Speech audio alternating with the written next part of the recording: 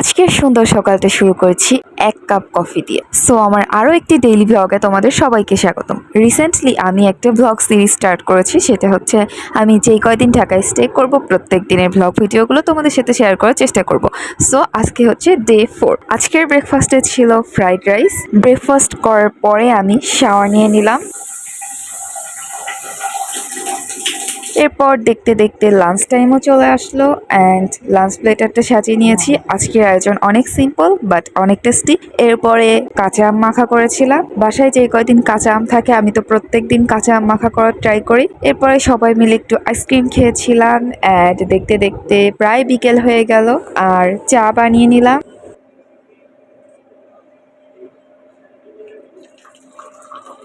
তো জানালার ধারে চা খাচ্ছিলাম, হঠাৎ দেখি আকাশটা মেঘে ছেয়ে গেল আর এর মধ্যে বৃষ্টিও শুরু হয়ে গেল।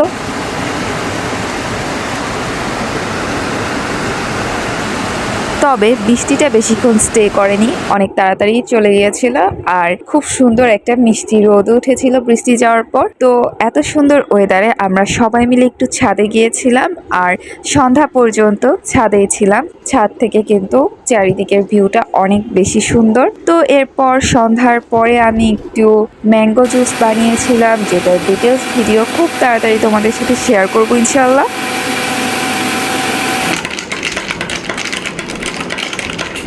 ম্যাঙ্গো জুসটা কিন্তু অনেক বেশি ভালো হয়েছিল খেতে। তো এরপর দেখতে দেখতে ডিনার টাইম চলে আসলো। ডিনার কমপ্লিট করে কিছুক্ষণ পরেই নাইট টাইম স্কিন কেয়ার করে নিলাম। আবারও আজকের দিনটাও এভাবেই শেষ হয়ে গেল। সো আমার আজকের ব্লগ এ পর্যন্তই। আসসালামু আলাইকুম এভরিওয়ান।